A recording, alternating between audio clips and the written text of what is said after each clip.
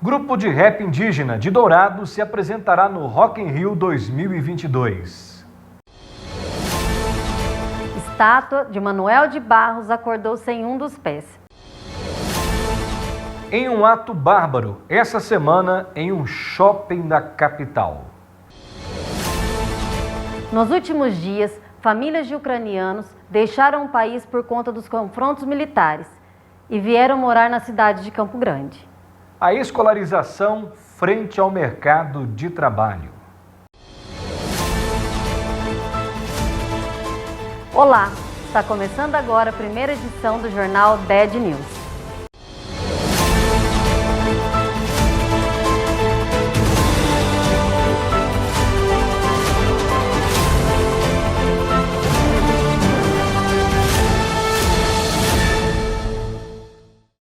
Quando você ouve a palavra indígena, o que vem na sua memória?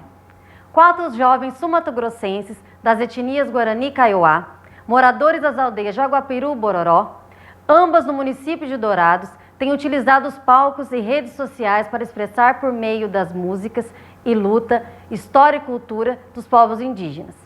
O grupo Bro MCs escreve e canta suas músicas de manifestos das mazelas, bem como tributo à cultura de seu povo, em língua portuguesa e língua materna, o Tupi-Guarani.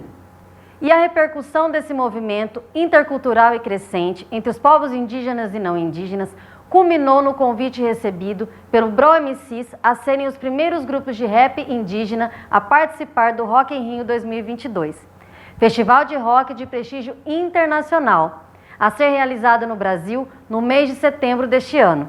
Confira agora a matéria que conta com detalhes dessa notícia. Na batida das mãos, é assim que 4 jovens Guarani Kaiowá levam a música muito além dos limites da maior reserva indígena do Brasil.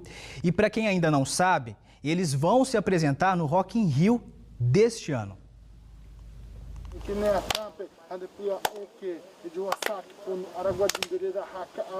O som vem da batida das mãos e foi assim que há 13 anos Kelvin, Bruno, Clemerson e Charlie, moradores nas aldeias Jaguapiru e Bororó, formaram o Bro MCs e juntos falam da realidade das aldeias onde vivem. A gente canta, né, a realidade do nosso cotidiano, né, do nosso dia a dia, né, dos nossos parentes que estão também nessa retomada, né, na luta, né, pelos direitos, né. Então, toda essa questão a gente traz, né, na nossa música, né. E os 4 jovens levam a música com versos em Guarani e em português, não só para os mais de 20 mil moradores da maior reserva indígena do país, mas para várias partes do mundo. Inclusive, eles estarão entre uma das atrações do Rock in Rio 2022. A apresentação está marcada para o dia 3 de setembro. O grupo foi convidado pelo rapper Malvadão Xamã, de 32 anos, para o show que vai acontecer no palco Sunset. Mano, viajei no tempo quando eu vi meu celular, tava com papo 1%. Tentei te ligar, me conectar. Ele tinha criado um grupo de WhatsApp onde ele colocou vários artistas indígenas lá, né? E a gente então começaram a trocar ideia por ali, né? Ele achou muito massa o nosso som, que era um diferenciado, né? Então, ele já tinha mencionado que ia ter essa possibilidade de tocar no Festival do Rock in Rio. E isso abre também uma representatividade para a comunidade indígena, para todos os indígenas, principalmente para os artistas, né? Estão começando. Também confirmaram presença nesta mesma data em palcos Racionais MCs, Criolo e Maíra Andrade, Papatinho com Lionel, MC Ariel e MC Carol. Esta não foi a primeira vez que os Bros MCs chamaram a atenção do mundo. A experiência de 13 anos no rap fez com que eles fossem convidados no ano passado pelo Alok para um projeto que reuniu vários artistas em Belo Horizonte. Esse ano vai ser lançado o álbum, né, do Alok. E ele conheceu o nosso trampo através do Kunumi, né? Na verdade, com uma parenta chamado Célia Chacriabá, né? Apresentou para ele o nosso trampo. E desde aí a gente tá aí. Fazendo o papel de palhaço no meio dos playboys. Mas pode crer que é nóis. É só pra você ver. Vou lutar pra vencer. Vou lutar pra vencer. Em um ato bárbaro, essa semana em um shopping da capital. O presidente do Shopping Parque do Sol, recém-inaugurado em Campo Grande, Mato Grosso do Sul, chama de lamentável a morte de Lucas Gabriel da Silva e Souza por 2 seguranças brancos no estacionamento local. Mas diz que não existe racismo no país. A morte de um cliente negro por espancamento nas mãos de 2 seguranças brancos em um shopping na noite de ontem, Dia da Consciência Negra, foi um forte lembrete do racismo cotidiano no Brasil. De acordo com a declaração dos seguranças, eles desconfiaram que o cliente, na verdade, não fosse o proprietário do veículo que estava abrindo, embora ele estivesse com as chaves nas mãos. Ao comentar o caso que provocou protestos e uma onda de comoção neste sábado, o presidente do shopping classificou como lamentável, mas negou que o Brasil seja um país racista, ainda que a vítima seja negra e os autores do crime sejam brancos. Sabemos que em nosso país não existe o racismo, sempre acolhemos bem todos que vieram para cá. Aprendemos na escola que até os escravos tinham chance de se libertar, se trabalhassem bem, afirmou. Para o professor doutor Valdir Lionel, presidente do Núcleo de Estudos Afro-Brasileiros da Universidade de Brasília, UNB, casos de violência e discriminação contra pessoas por serem negras são mais um exemplo da construção racial desigual brasileira. Nós aprendemos na escola uma história que não condiz com o que de fato ocorreu na formação do nosso país. É papel de todos, não só da escola, lutar pela construção de uma educação antirracista que promova a igualdade de condições para todos.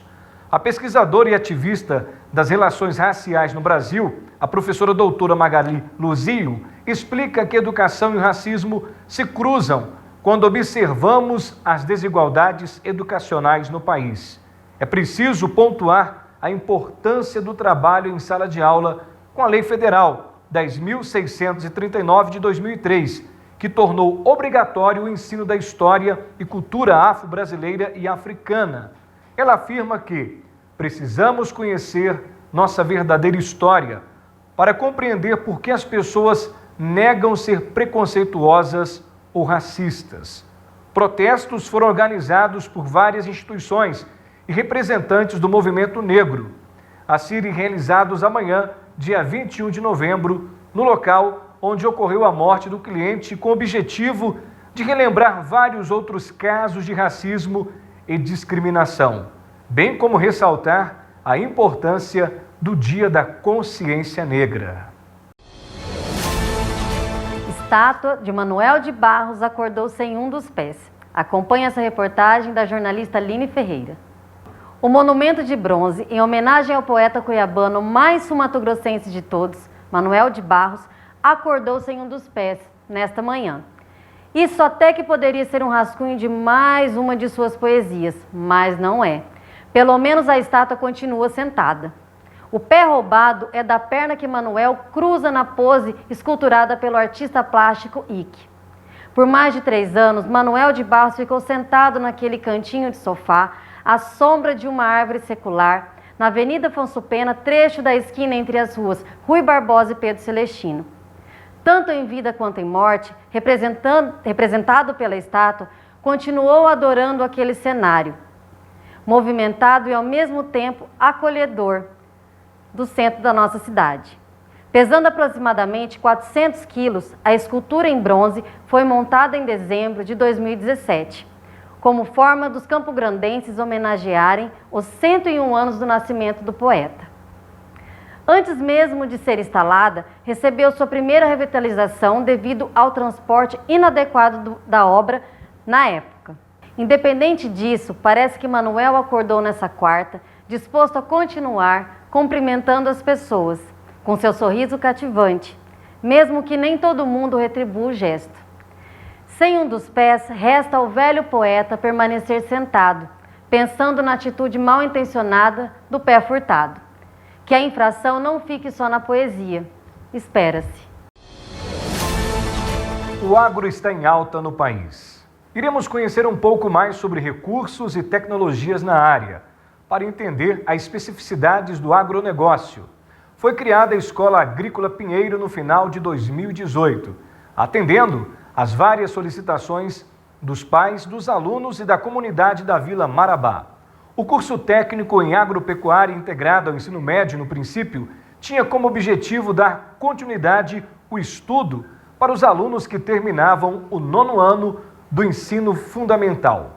A proposta foi inclusiva, aumentando a escolaridade dos trabalhadores do campo e possibilitando acesso às novas tecnologias empregadas no processo de produção.